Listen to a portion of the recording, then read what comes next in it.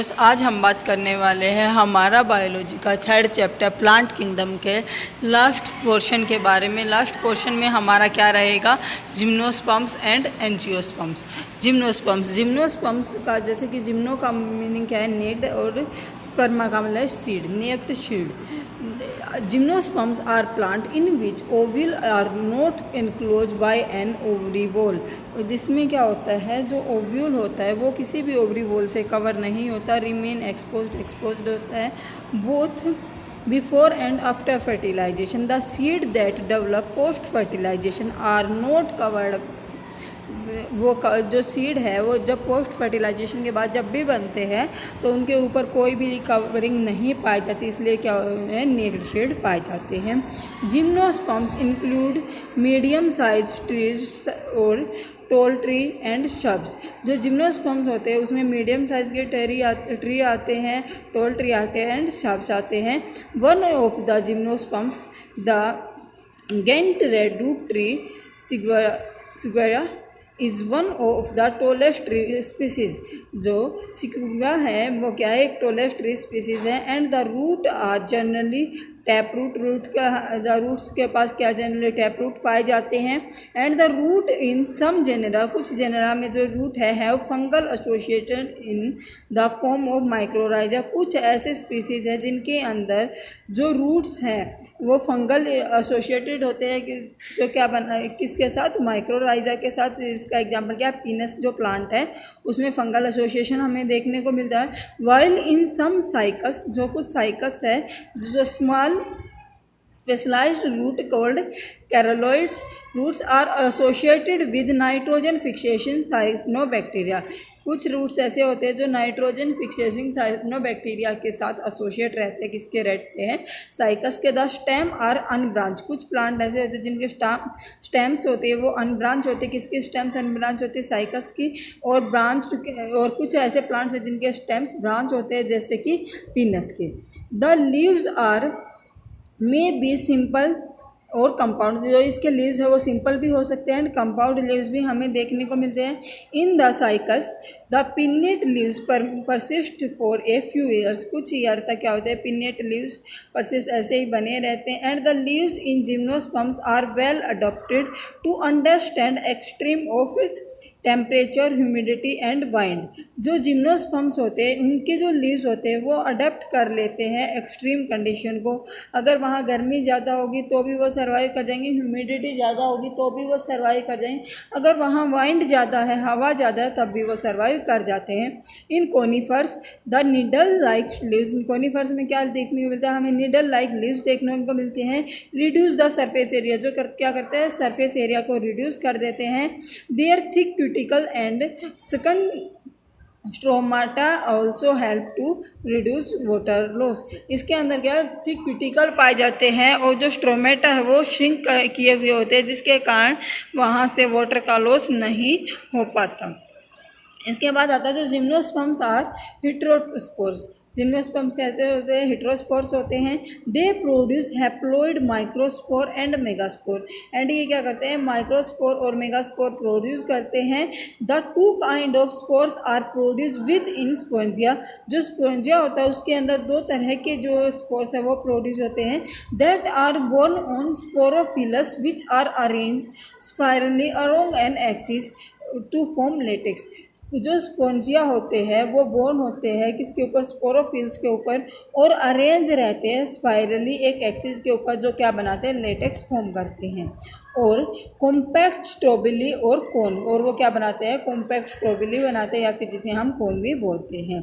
The स्ट्रोबिली beer microsporophylls, जो स्ट्रोबिली microsporophylls beer करते हैं उसे हम क्या बोलते हैं, माइक्रोस्पोरेंजिया बोलते हैं। एंड इन सब को हम क्या बोलते हैं, माइक्रोस्पोरेंजिएट्स बोलते हैं, जिसे हम मेल स्ट्रोबिली भी बोल सकते हैं। The microspore develop into a male sporophyte generate which is highly reduced, जो क्या highly reduced होते हैं, and is confined to only a limited number of cells, और उनके पास क्या होते हैं, limited number of cells ही बचते हैं। The reduced pollen gametes, the reduced gametophytes is called pollen grains, and the development of pollen grains take place within the microsporangia. and जो pollen grains है वो कहाँ बनते हैं, माइक्रोस्पोरेंजिया में बनते हैं. the cone bear megasporophylls with ovules or megasporangia is called megasporangiate. मेगास्पोंजिएट को हम क्या बोलते हैं, फीमेल कोन भी बोल सकते हैं. The male and female cone strawberry में भी बोर्न ऑन सेम प्लांट हो सकता है. मेल और फीमेल के जो स्ट्रॉबेरी हैं वो हमें सेम प्लांट पर देखने को मिले. अगर सेम प्लांट पर देखने को मिलेगी तो किसके ऊपर, पीनस के ऊपर देखने को मिलेगी. अगर मेगा और माइक्रोस्पोंजिया अगर हमें माइक्रोस्पोरोफिल अगर हमें अलग अलग प्लांट पर देखने को मिले तो कहाँ मिलते हैं, साइकस पर मिलते हैं. The megaspore mother cell is differentiate. Megaspore mother cell differentiate होती है और वो क्या बना लेती है, एक सेल बनाती है और सेल का न्यूक्लियस बनाती है. The nucleus is protected by A envelope. जो न्यूक्लियस होता है वो एक एनवेलप से प्रोटेक्टेड होता है. And the composite structure is called ovule. और जो वो जिस स्ट्रक्चर के अंदर रहता है उसे हम क्या बोलते हैं, ओव्यूल बोल देते हैं. Ovule are borne on megasporophylls. Ovule कहाँ बोर्न होते हैं, मेगास्पोरोफाइल्स के ऊपर बोर्न होते हैं. विच में be cluster to form female cone. और जो क्या करते हैं, क्लस्टर बना के फीमेल कोन बना देते हैं. And the megaspore mother cell divide mitotically. जो मेगास्पोर मदर सेल होते हैं वो माइटोटिकली डिवाइड करते हैं और वो क्या बना लेती हैं, 4 मेगास्पोर बना देती हैं. One of the megaspore enclose within megasporangia. जो मेगास्पोर होता है वो एनक्लोज होता है किसके अंदर, मेगास्पोंजियम के अंदर, और डेवलप करता है into multi cellular female gamete. और क्या बनाता है, मल्टी सेलुलर फीमेल गैमेट बनाता है. दैट बियर वन और मोर आर्किगोनिया. जो क्या बियर करते हैं, एक या फिर एक से ज़्यादा आर्किगोनिया बियर करते हैं, या फिर हम बोले female sex bear. The multicellular female gamete is also retained within microsporangium. जो फीमेल गैमेटोफाइट होते हैं वो कहाँ रहते हैं, मेगास्पोंजियम में रहते हैं. Pteridophyte in gymnosperms, the male and female gametophyte do not have an independent free living existence. They retain within the spongia, retain on sporophyte. ये क्या करते हैं, स्पोंजिया के ऊपर स्पोरोफाइट के ऊपर रिटेन रहते हैं. The pollen grain is release from the microsporangia. Pollen grain कहाँ से रिलीज होते हैं, माइक्रोस्पोंजियम से रिलीज होते हैं. They is carried in air current. और एयर करंट के थ्रू ये जाते हैं. And come in contact with opening of ovules. और ओव्यूल्स की ओपनिंग के कॉन्टैक्ट में आते हैं. And borne megasporophylls. और वो क्या बना लेते हैं, मेगास्पोरोफाइल्स बना लेते हैं.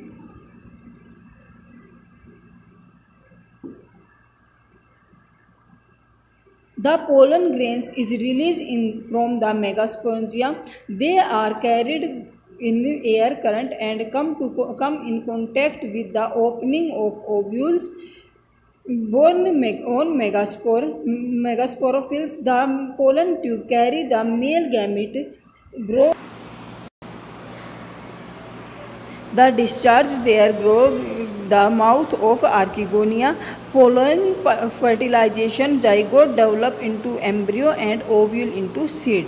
जाइगोट से क्या बन जाता है, एम्ब्रियो बन जाता है. और एम्ब्रियो से क्या बन जाता है, सीड बन जाता है. These seed are not covered. ये सीड जो होते हैं ये कवर नहीं होते. इससे नेक्स्ट टॉपिक हमारा आता है angiosperms. Angiosperms unlike the gymnosperms they where the ovules are naked. Ovule कैसे होते हैं, नेक्ड होते हैं. एंड इन द एंजियोस्पर्म्स और फ्लावरिंग प्लांट में the pollen grains and ovules are develop in special structure is called flower. जो pollen grains और ovules हैं वो क्या करते हैं, एक स्पेशल स्ट्रक्चर बनाते हैं जिसे हम क्या बोलते हैं, फ्लावर बोलते हैं. In angiosperms the seeds are enclose in fruit. जो सीड्स होते हैं वो कहाँ एनक्लोज होते हैं, फ्रूट के अंदर एनक्लोज होते हैं. And the angiosperms are an exceptional large group of plant occurring in wide range of habitats. They range in size from tall to smallest to tall. मतलब कि ये क्या होते हैं, बहुत स्मॉल से बहुत टॉल तक हो सकते हैं. 100 मीटर तक इसकी लंबाई हो सकती है. They provide us with food, fodder, fuel, medicine and several other commercial important food products. They are divided into two classes, dicotyledons and monocotyledons. जो हमारे एंजियोस्पर्म्स है इसे हम डिटेल में स्टडी करेंगे। हमारा 12th का जो फर्स्ट चैप्टर रहेगा sexual reproduction in flowering plant, वहाँ पर।